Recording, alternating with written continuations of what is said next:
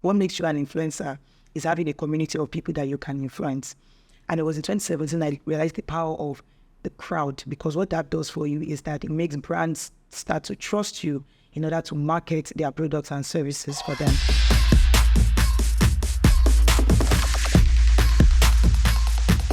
Hello everyone, welcome to today's episode on She Creates podcast. We spotlight beautiful women, hardworking women who are doing so well in their field. And on today's episode, you know I always have a guest, right? I never work alone. So on today's episode, I have a creative entrepreneur. She is very talented. She's a writer. She's a creator. She's an actor. She's an all-around creative, guys, really. I can't wait to have these beautiful conversations with her. Ladies and gentlemen, allow me to introduce to you Peace Oni. Thank you. Hi, Peace. So much. Hi, Joy. How you doing? I'm doing good. How are you doing? I'm good. You look beautiful, by the way. Thanks. Good to have you in the studio. Thank you so much. So what have you been up to? Talk to me. What have you been up to? I don't know if you can hear it in my voice. I've been up to a lot of things that is keeping me from sleep. A speaker will always be a speaker. A voice is voicing, guys. Can you hear that? But to be back somewhere in the middle of this talk. All right, please. You're a content entrepreneur. How did this journey into the content world start for you? I know that content is like the new, should I say this? Content is like the new oil. Oh, yes. Content is, so back in the days, nobody took content creating as something serious. Nobody even knew there was anything called content create. Nobody knew that we could make money. Aside from the OGs that knew that you could make money on YouTube earlier than every other person, right? Like, I feel like content creating now is a career path. It didn't used to. You can't wake up and tell your mother that you ought to be a content creator, or your father that you want to be a content creator. I was watching a video sometime back, and the lady was asking her daughter, and her daughter said she wants to be an influencer. I'm like, oh, really? We've gotten to They do that now. the life where you say your career is influencing. I think universities have almost started teaching. You should be a course. I'm sure it will. We'll get there, son. Talk to us. How did you start? How did it start for you? Well, so, I mean, for me, I've always been a creative person. And of course, as with most creative millennials, I did economics, did all of the things that my dad and my mom thinks, are the things that you should do. But then after I was done with school, I knew I just wanted to take the creative part seriously. So I went for screenwriting. So that's where I started. I didn't start with content creation because, of course, I didn't have the mind to do that. But I started as a screenwriter because I feel like that was more intellectual. And this was in 2013.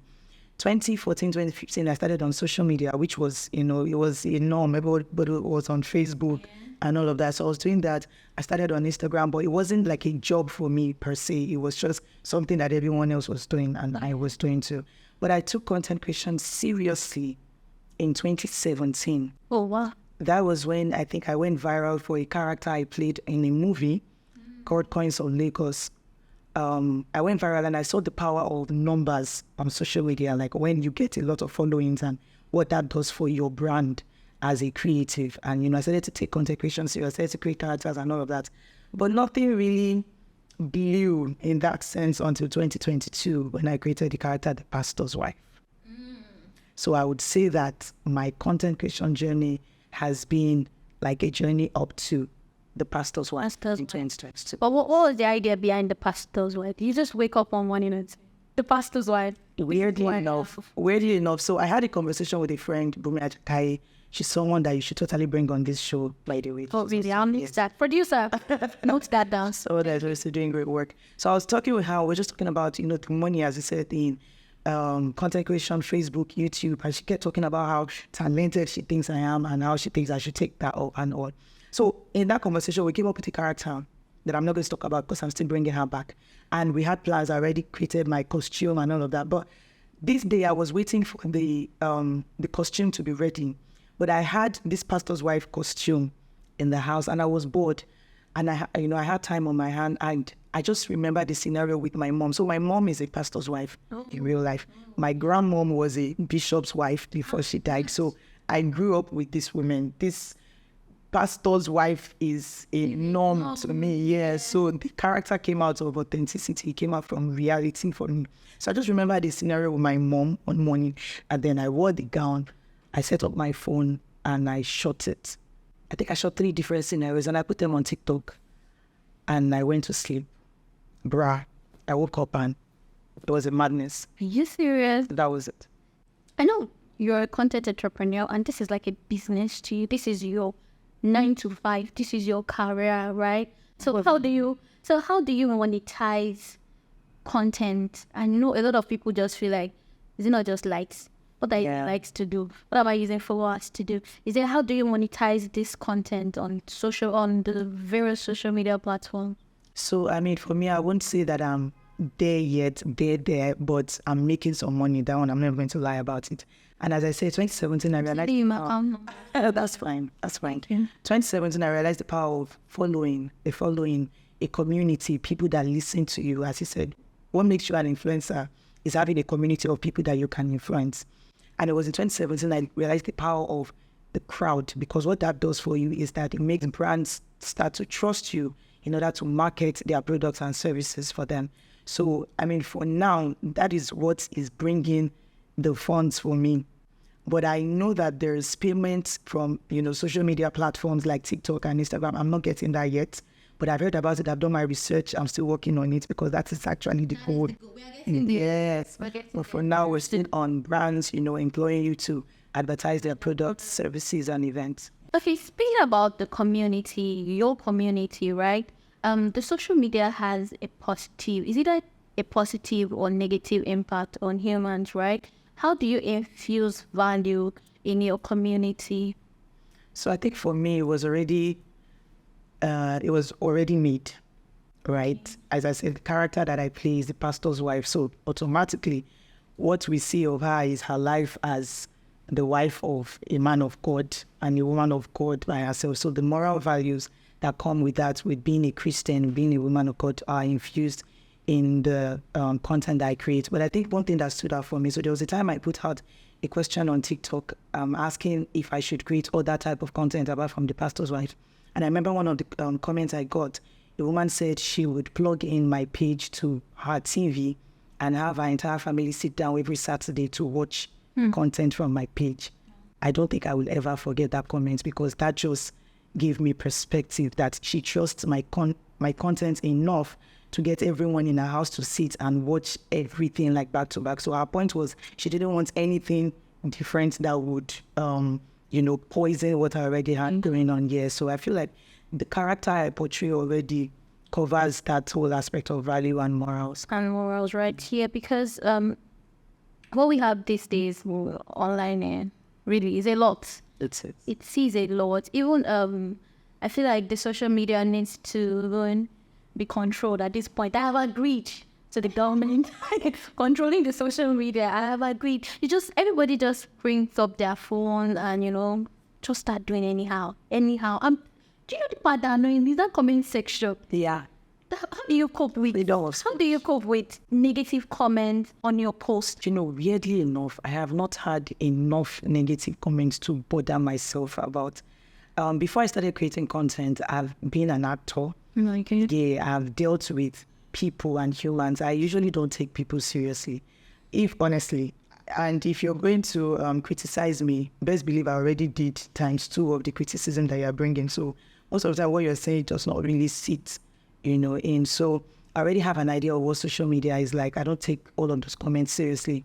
I don't let it get to me. But I've not even had that kind of feedback as much as others may have had. Okay, I'll ask this question. How did you get your 50K plus followers? Because I want to have those followings on my platform. And plus, let's hear, how did you get to 50K? Okay, so I wish I had like a template that I can, because I'll use it to make money. If I had template, I'll be like, come, let me teach you how you can make 50K followers and collect like 50K from everybody. But I think that I know the things that helped. So number one, the character I create, the character I have is an authentic character.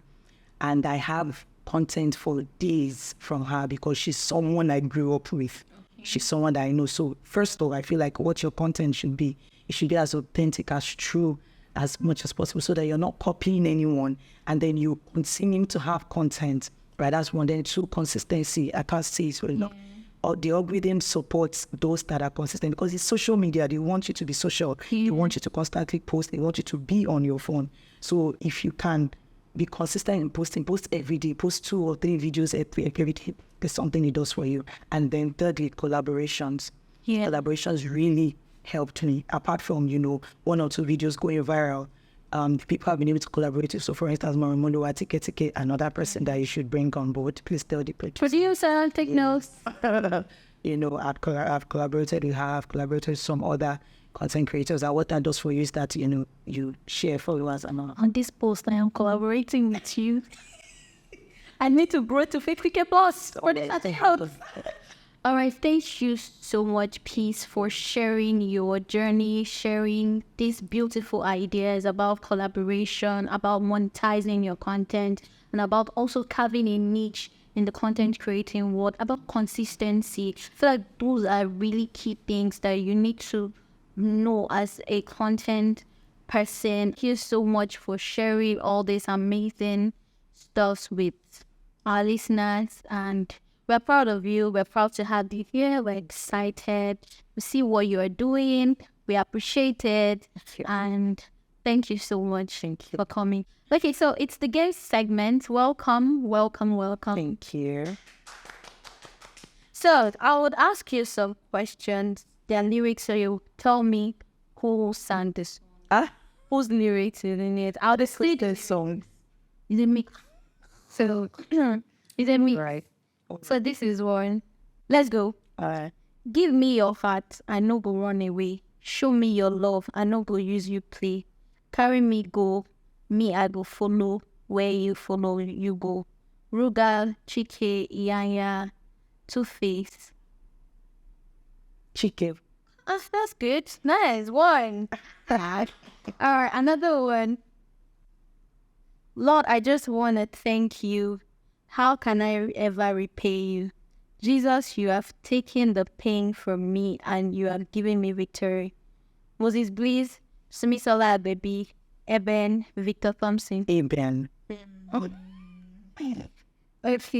Don't you play games with my heart? I have been calling you, you know they pick up. Simi, Yemi Alade, Tiwa Savage, and Rasta. I have been calling you, they pick up. Who used to use those kind of lyrics? Tiwa Savage. Correct. Wow, you went like 3. That's good. We are actually not good. On this one, Barbados, Havana, living life, see my fire burning right, waiting there inside me, smally, way they mighty. Tiwa Savage, Thames, Tyler, Arasta. Smally with the mighty Arasta. You are a music look at that. It's amazing. You are doing this. Thank you. Let's get 4 questions correctly. Imagine could you tell me? One more last one. Loving you no get holiday. I do am every day. Olive the boy, Kiss Daniel, Davido, Kate. Loving you no get holiday. And do am every day. What you call their names? Olive the boy, Kiss Daniel, Davido, Kate. Kiss Daniel. No. I think what's about Olive the boy? I don't know that. You think about no, they create. I wasn't expecting from what you told me. We had done that session that you're not playing any game. I was not expecting that you get Bill. Proud of you. Thank you so much. Thank you so much, Peace, for coming on this episode. Before you go, we have this invisible wall here where we get to write quotes. So I'd like you to drop one quote. Imposters don't have imposter syndrome. Don't let imposter syndrome stop you. Did you hear that? Don't let imposter syndrome stop you. Me, I'm writing all these things down because I need it to in my own career and in my life. Thank you so much for coming. Thank you. So guys, this is the end of today's episode on She Create Podcast. Do not forget to like, subscribe, comment, and share with your friend. Help our ministry to grow. Spread the news. Thank you. I love you so much. Thank you for watching. Bye.